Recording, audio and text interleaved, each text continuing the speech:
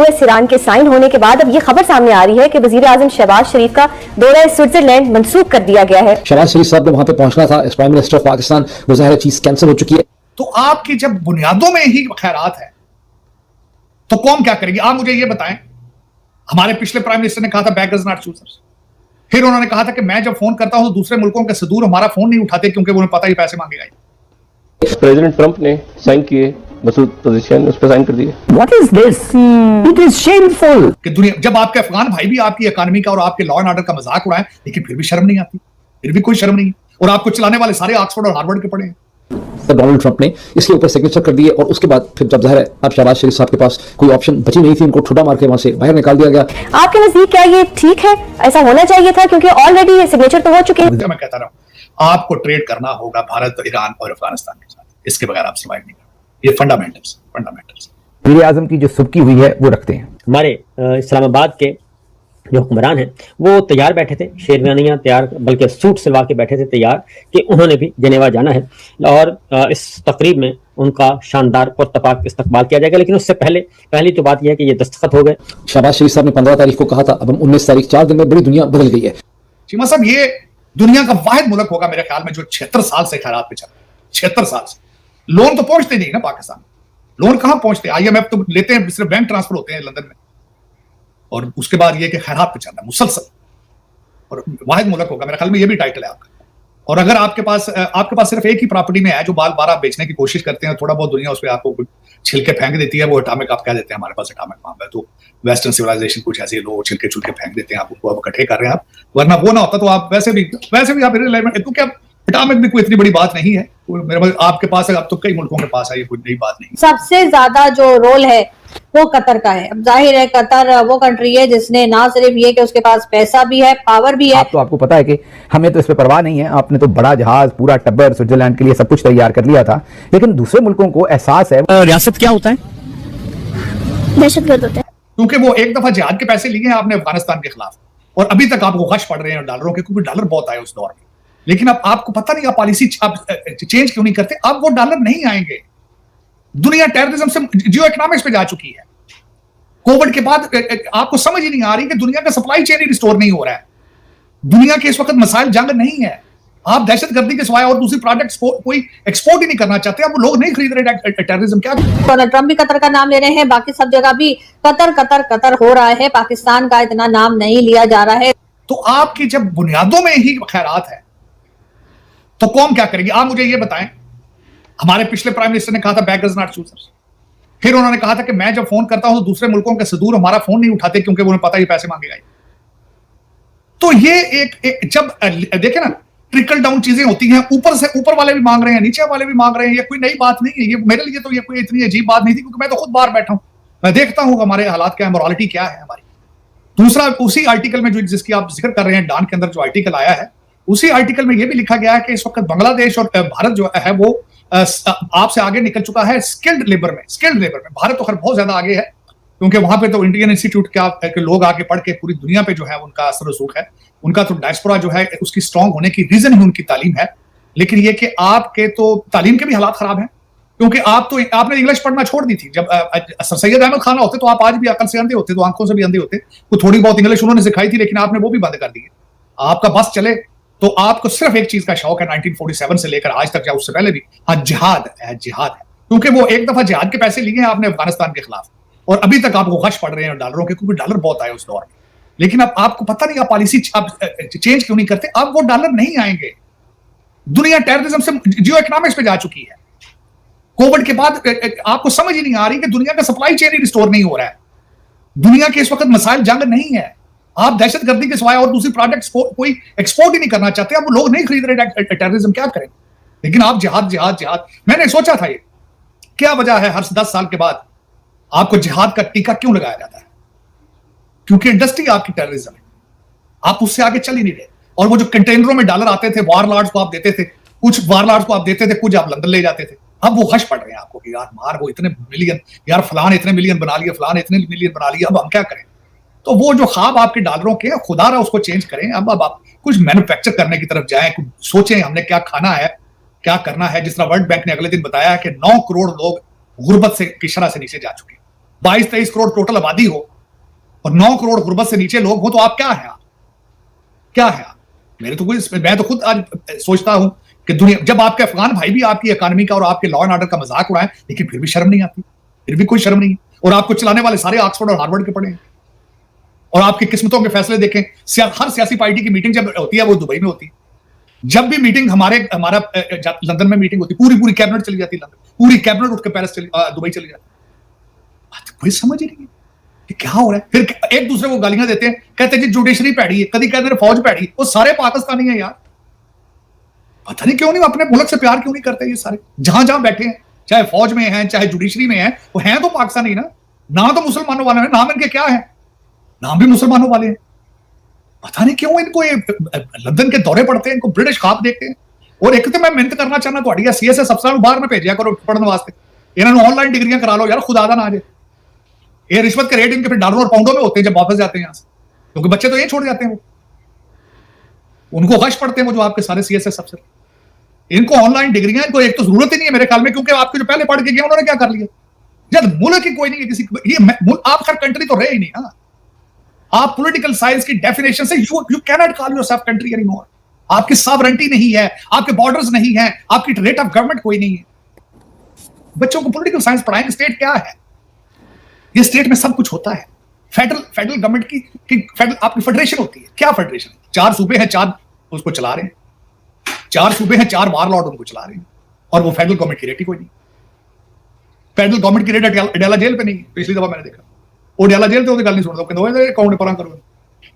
तो ये कौन किस मुल्क की बातें करती है? चले चीमा साहब, फिर पता नहीं है आपने आसम मुनीर साहब क्यों नहीं इन चीजों को देख रहे हैं? पता नहीं क्या बात है कि उनको उन्हें इसका एक्शन लेना चाहिए इन चीज को भैया। इसकी हेडलाइन की तैयारी देखें, इसका ताल्लुक स्विट्जरलैंड की मीटिंग से है।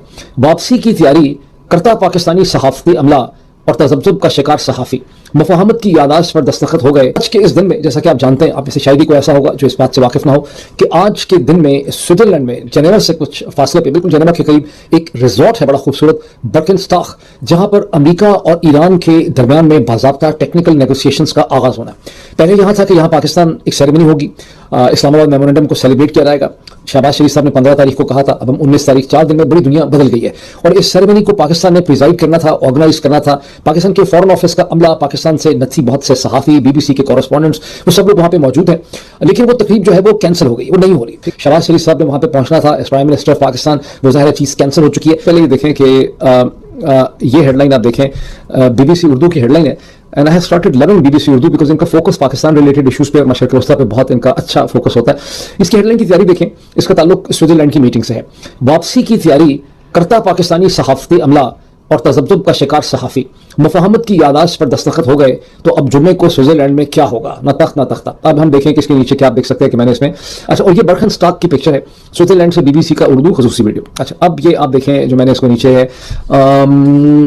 पाकिस्तान के वज़ीर-ए-आज़म शहबाज शरीफ ने 15 जून को जब अमेरिका और ईरान के दरमियान मायदा तय पाए जाने का ऐलान किया था, तो साथ ही ये भी बताया था कि अमन मायदे पर दस्तखत की बाज़ाब्ता तकरीब 19 जून बरोज़ जुम्मा स्विट्जरलैंड में मुनाक़िद होगी। तहम अमेरिका और ईरान के सदूर की जानिब से बुध की रात को गए मुफाहमत की यादाश्त पर दस्तखत और खुद शहबाज शरीफ की जानिब से जुमेरात को बतौर सालिस इसकी तौसीक के बाद जो सवाल इस वक्त सबसे ज़्यादा पूछा जा रहा है वो ये है कि अब जुमे को स्विट्जरलैंड में क्या होने जा रहा है। अब आपको पता है कि सडनली जब मसूद पेज़ेश्कियान ने उसके ऊपर सबसे पहले साइन किए, फिर ईरान के जो स्पोक्स पर्सन है जनाब डॉक्टर इस्माइल बकाई, उन्होंने कह दिया कि वो तकरीब नहीं होगी, उसकी कोई ज़रूरत नहीं रही। फिर हमें पता चला कि अमेरिका के प्रेसिडेंट जो वर्साई में थे, जो बहुत ही प्रेस्टिजियस एक मुकाम और एक छोटा सा टाउन भी है, वहाँ पर बहुत तारीखी बिल्डिंग्स है, 14वीं सदी की पैलेस है बेसिकली, वहाँ से अमेरिका के सदर डोनाल्ड ट्रंप ने इसके ऊपर सिग्नेचर कर दिए। और उसके बाद फिर जब ज़ाहिर है अब शहबाज शरीफ साहब के पास कोई ऑप्शन बची नहीं थी, उनको ठुडा मार के वहाँ से बाहर निकाल दिया गया। मेरा तो ये क्वेश्चन है कि आप फॉरेन डिग्निटरीज के साथ मिलकर क्या बात करते हैं कि हम ऐसे भुखना बोरे पे $5 उधार देना, ये मतलब इकोनॉमी बिजनेस SIFC है आजकल, तो ये चीजें हैं जिनके ऊपर बात हो सकती है। किस पे बात करनी? ना कुछ आप देने के लिए आपके पास है, लेने के लिए डॉलर नहीं है आपके पास। आप मुझे ये बताएं, आपके रशिया से वो गैस आई है, पैसे चाइना ने दिए हैं, वो डॉलर में ले नहीं ना सकते तार साहब, डॉलर आपके पास है क्या? करेंसी इस्तेमाल की है जी? नहीं, पैसे ਤੁਹਾਡੇ ਕੋਲ ਹੈ ਹੀ ਕੋਈ ਨਹੀਂ, ਸਰਕਾਰ ਤੁਹਾਡੇ ਕੋਲ ਹੈ ਹੀ ਕੋਈ ਨਹੀਂ। ਤੁਸੀਂ ਥੋਕ ਚ ਪਕੌੜੇ ਤੜਨ ਲੱਗੇ ਹੋ ਸਾਰੇ ਬੈਗ। ਅਰਸ਼ਾ ਤਾਂ ਉੱਥੇ ਤੇ ਨਹੀਂ ਪੈ ਗਈ, ਕੱਛੇ ਚ ਬੈਠੇ ਬਣਾਣ ਵੀ ਲੈ ਗਈ ਤੁਹਾਡੀ ਉੱਥੇ। ਹਾਰ ਲਗਾ ਸ਼ਾਇਦ वो कह रहे डॉलर नीचे आ रहा है, बेहतर हो रहा है मुल्क। और डॉलर चीमा साहब डंडे मार के डॉलर थल्ले ले आओगे 2 महीने वास्ते, फिर उत्ते आ जाएगा। ये पहली दफा तो नहीं हुआ ना, ये सारा कुछ गिरा के नए सिरे से बनाने वाला है। खुदा ताला मैं कहता हूं तौफीक दे, ये सैयद आसम मुनीर साहब को, एक तो सैयद है, दूसरे हाफिज कुरान है। इसके बाद अब अगर ये नहीं है तो फिर गेम उसके बाद फिर क्या हो? जो जिस बंदे ने जो 2 दफा उसने कुरान पाक हिफ्ज किया और जब वो बात करते हैं कुरान के हवाले देते हैं, अगर ये बंदा भी ना कर सका तो फिर मेरे ख्याल में फिर उसके बाद फिर वो कहते हैं ना कि 90 बार सारे बैगर हैं। मैं तो देखता हूं उन बैगर्स को सबको, लेकिन ये कि जब आपके 1948 में पहला डेलीगेशन अमेरिका आके वो खैरात मांगता रहा है तो फिर अब ये कोई नई बात थोड़ी है। चीमा साहब, ये दुनिया का वाहिद मुल्क होगा मेरे ख्याल में जो 76 साल से खैरात पे चल, 76 साल से। लोन तो पहुंचते नहीं ना पाकिस्तान, लोन कहां पहुंचते? IMF तो लेते हैं, सिर्फ बैंक ट्रांसफर होते हैं लंदन में, और उसके बाद ये कि खैरात पे चल रहा है मुसलसल। और वाहिद मुल्क होगा मेरे ख्याल में, ये भी टाइटल है आपका। और अगर आपके पास सिर्फ एक ही प्रॉपर्टी में है जो बार बार आप बेचने की कोशिश करते हैं, थोड़ा बहुत दुनिया उस पर आपको छिलके फेंक देती है, वो एटॉमिक आप कह देते हैं हमारे पास एटॉमिक बम है, तो वेस्टर्न सिविलाइजेशन कुछ ऐसे लोग छिलके छुलके फेंक देते हैं, आप उनको अब इकट्ठे कर रहे हैं आप, वरना वो ना होता तो आप वैसे भी आप इररिलेवेंट, क्योंकि अब एटॉमिक भी कोई इतनी बड़ी बात नहीं है। मेरे आपके पास है, अब तो कई मुल्कों के पास है, ये कोई नई बात नहीं है। मेरा ख्याल मिडल ईस्ट के कई मुल्कों के पास होगा जो अभी तक डिस्क्लोज नहीं हुआ। ये भी इतना बड़ा पटाखा जो आपका, वो भी चाइना आपको दे गया इंडिया की दुश्मनी में, वरना वो भी नहीं होना था, वो भी नहीं होना था। जो आपने हालत की है डॉक्टर कदीर की, आपको सोच सकते हैं कि वो बंदा कोई और साइंटिस्ट कभी फ्यूचर में आएगा, या वो मेरा जिस तरह उसके बाद आपको दुनिया ने बदनाम किया है कि आपने नॉर्थ कोरिया ईरान को टेक्नोलॉजी बेची। यहां अमेरिका के अंदर टाइटल लगा था कि Walmart of atomic technology is Pakistan. फिर आप कहते हैं कि जी हम ये है तो हम वो है। पता नहीं फिर मेरा मकसद कहां से क्या है, आपकी डेस्टिनेशन क्या है? ना नीचे वालों के हालात है, ना ऊपर वालों के हालात है, ना कुछ सोचता है। मैं कहता रहा हूं आपको ट्रेड करना होगा भारत, ईरान और अफगानिस्तान के साथ, इसके बगैर आप सर्वाइव नहीं कर। ये फंडामेंटल्स ठीक हो जाए। सोच, मैं हमेशा कहता हूं सोच बदलो, पाकिस्तान बदलो। सोच कौन बदलेगा? और जो एक चीज मैं समझता हूं कि दुनिया के अंदर क्राइसिस जब भी मुल्कों पे आते हैं, सोसाइटीज पे आते हैं, कौमों पे आते हैं, वहां लीडर होते हैं, वो उनको निकाल के आगे लेकर आते हैं, लेकिन हमारा लीडर ही कोई नहीं।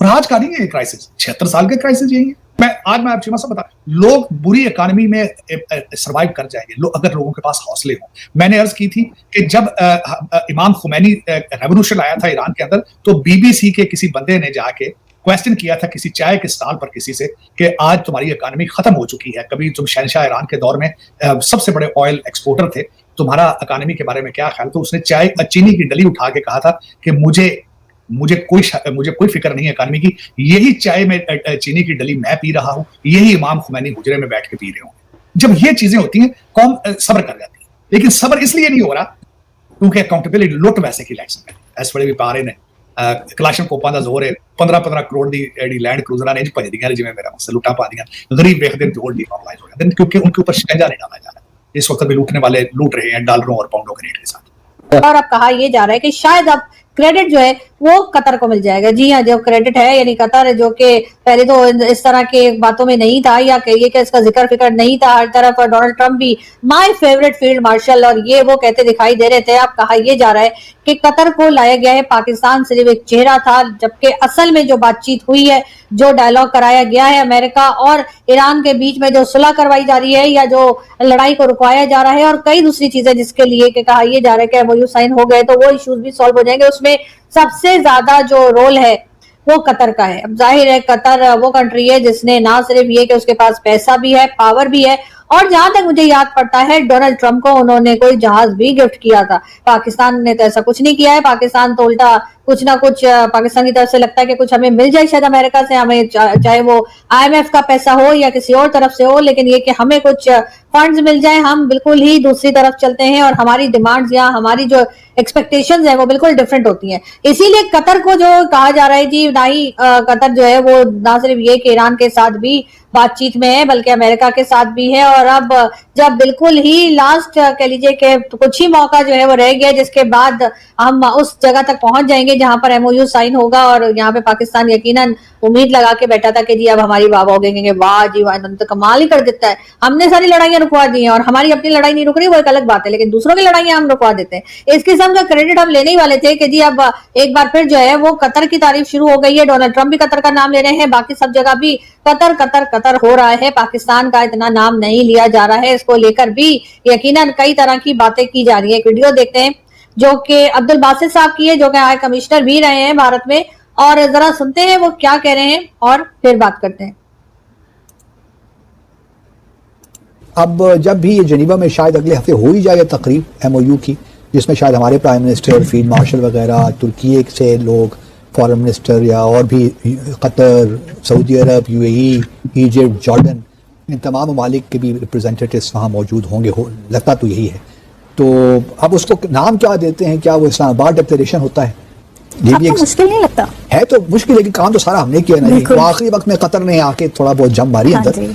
लेकिन जो स्पेड वर्क है, सारी कहानी तो हमने की। ऐसा ही तो मुनासिब तो यही है कि उसको इस्लामाबाद डिक्लेरेशन कह दें। तो जैसा कि आपने क्लिप में देखा कि भाई जो भाई साहब अभी न्यूज़ आई है कि भाई सबसे पहली बात, सबसे पहला बम फोड़ा है भाई साहब डोनाल्ड ट्रंप ने, भाई साहब ये बोलकर कि भाई साहब भारत पर अगर हमला होगा तो भाई हम मदद करने आएंगे, ये चीज़ बोली गई है भाई साहब डोनाल्ड ट्रंप द्वारा भारत को लेकर भाई साहब। और साथ में ये भी कहा गया जब तक प्रधानमंत्री नरेंद्र मोदी प्रधानमंत्री कुर्सी पर बैठे हैं तब तक क्या बोलते हैं अमेरिका सिक्योर करने आएगा भारत को। ये कितनी बड़ी बात है जियो पॉलिटिक्स एंगल को लेकर। और भाई साहब मतलब कि भाई साहब कहा जाता है कि भाई साहब प्राइम मिनिस्टर प्रेसिडेंट्स आते जाते रहते हैं, लेकिन भाई साहब मतलब कि इंटरेस्ट बेस्ड सारी दुनिया होती है, लेकिन भाई साहब ये गारंटी कोई नहीं देता। ये वाली जो गारंटी है ना जो ट्रंप ने दी है मोदी को, भाई साहब ये गारंटी कोई भी नहीं देता। मतलब कि भाई ये बहुत बड़ी बात कही है डोनाल्ड ट्रंप ने, ठीक है भाई साहब। और भाई साहब दूसरी खबर ये है कि भाई साहब मतलब कि जो साइन होना था ना, मतलब कि ईरान और अमेरिका के बीच में जो मेमोरेंडम साइन होना था, मतलब कि साइन हो गया है, कल साइन हुआ है, मतलब कि कल साइन हो गया है। मतलब कि क्या साइन हुआ है? ये साइन हुआ है कि भाई साहब मेमोरेंडम मतलब कि सहमति को लेकर साइन हुआ है कि मतलब कि हाँ जो भी शर्तें रखी गई है अमेरिका द्वारा और जो शर्तें रखी गई है ईरान के द्वारा जंग को रोकने के लिए, उस मेमोरेंडम पे साइन हो गया है, ठीक है। अब उसके बाद फाइनल साइन होने वाला है, ठीक है भाई साहब। लेकिन भाई साहब ये जो साइन हुआ है मतलब कि ये तो भाई साहब क्या बोलते हैं वो करने वाला था, जो अगला साइन होने वाला है, मतलब कि उसके साइन करने के लिए ना मतलब कि भाई क्या बोलते हैं पाकिस्तान को बुलाया जाना था कि भाई स्विट्ज़रलैंड में, ठीक है, कि भाई ये साइन करेंगे आकर कि क्या बोलते हैं मतलब मेज़बानी करेंगे, प्रेसिडेंट से करेंगे इस मतलब कि मीडिएटर रोल की, और ये साइन करवाएंगे, पाकिस्तान साइन करवाएगा। लेकिन पाकिस्तान का तो मतलब कि भाई साहब ये आर्टिकल छपा है फर्स्ट पोस्ट में कि भाई सस्पेंस ओवर ईरान डील, ठीक है, इवेंट इन स्विट्ज़रलैंड वो is attending Vance Shehbaz Sharif pull out, ठीक है, okay. After the US Vice President JD Vance, Pakistan Prime Minister Shehbaz Sharif also postponed his visit to Switzerland for the US-Iran peace deal ceremony, stating that the memorandum of understanding MOU between the two nations has already been signed। मतलब कि कल sign हो चुका है ये memorandum जो था, मतलब कि सहमति होती है ना, जो सहमति को कहते हैं, मतलब कि भाई जो अमेरिका ने शर्त रखी थी ईरान के ऊपर और ईरान ने जो शर्त रखी थी अमेरिका के ऊपर, ये चीज़ हमें देंगे। मतलब कि भाई साहब अब ये बात सुनने में आ रही है कि भाई अमेरिका मतलब कि भाई साहब पैसा देगा, मतलब कि एक तरीके से मतलब कि जो मतलब कि एक तरीके से ऐसे पैसा देगा कि देखो जो ईरान की प्रॉपर्टी वगैरह सीज़ करी गई है दूसरे देशों में वो सब छोड़ेगा अमेरिका, और भाई प्रतिबंध हटाएगा ईरान से, ठीक है भाई साहब अमेरिका। और भाई मतलब कि इन्वेस्ट करने के लिए कहेगा, मतलब कि भाई मतलब कि नाटो के देश भी वेस्ट भी इन्वेस्ट करेगा ईरान में, और ये गल्फ कंट्रीज़ भी ईरान में इन्वेस्ट करेंगे। भाई साहब मेरे को तो ये नहीं लगता कि भाई गल्फ कंट्रीज़ करेंगे, कि गल्फ कंट्रीज़ को ईरान दिन रात दहाड़े तो ठोक रहा था, तो वो मतलब कि इन्वेस्ट करने के तो बारे में सोच नहीं सकते ईरान के अंदर। तो खैर आगे चल के क्या बात होती है और बताता हूँ मैं आपको, ठीक है। फर्स्ट पोस्ट में ये चीज़ है कि भाई देखिए, after the US Vice President JD Vance, Pakistan Prime Minister Shehbaz Sharif also postponed his visit to Switzerland for the US-Iran peace deal ceremony, stating that the memorandum of understanding MOU between the two nations have been already signed. This puts the ceremonial event schedule to take place on Friday on hold. मतलब कि भाई साहब ये जो Friday को मतलब कि जो ये सेरेमनी होने वाली है ना, उसके लिए मतलब कि भाई साहब क्या बोलते हैं इसको भगा दिया गया है शहबाज शरीफ को, ठीक है, साइन करने मतलब होने वाले थे ना, फाइनल साइन होने वाले थे, तो उसको भगा दिया गया है भाई साहब। और भाई साहब देखो क्या होता है, ठीक है।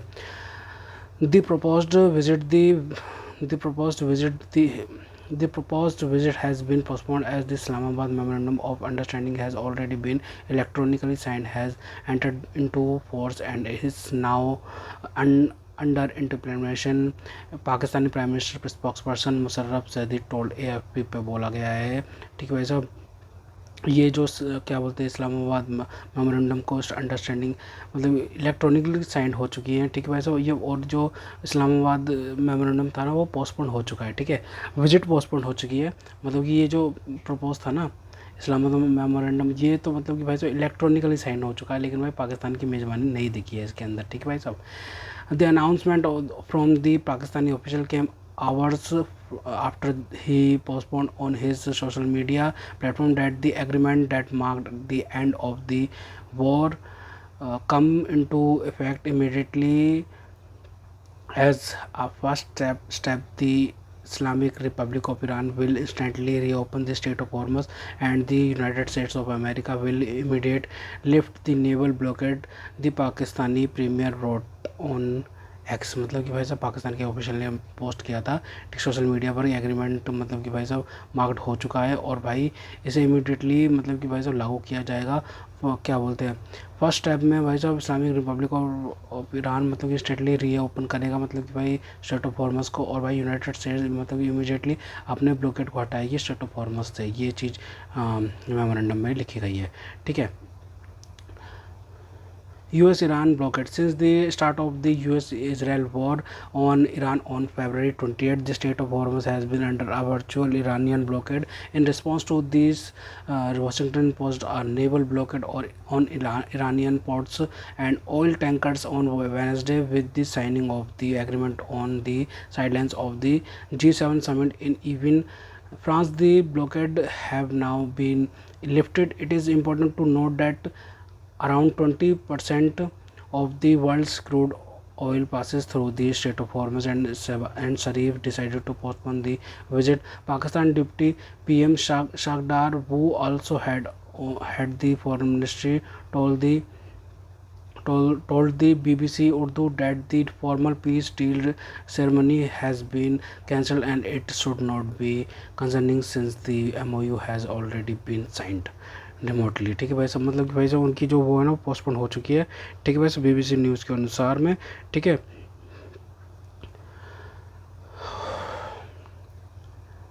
ठीक है, तो भाई ये जो है ना भाई, और ये रिमोटली मतलब कि इलेक्ट्रॉनिकली साइन हो चुका है। मतलब कि ईरान के जो मतलब कि सुप्रीम लीडर हैं उन्होंने साइन कर दिया है इलेक्ट्रॉनिकली, और भाई साहब डोनाल्ड ट्रंप ने भी साइन कर दिया है। तो भाई साहब ये इसमें तो पाकिस्तान की जो बल्ले बल्ले होने वाली थी, पाकिस्तान की जो मतलब कि भाई साहब फतेह होने वाली थी, और पाकिस्तान में तो इन्वेस्टमेंट्स बढ़ने वाली थी, और पाकिस्तान की इकनॉमी तो भारत से भी आगे निकलने वाली थी, उस पर खैर अभी ताला लग चुका है भाई साहब। अभी वो रुक चुकी है और पाकिस्तान की हवा निकल चुकी है भाई साहब। और फिर से ये मतलब कि कुछ ना कुछ चीज़ लाएंगे पाकिस्तानी, मतलब कि पाकिस्तान तो सिक्योरिटी देते फिर है ना पूरे गल्फ नेशंस में।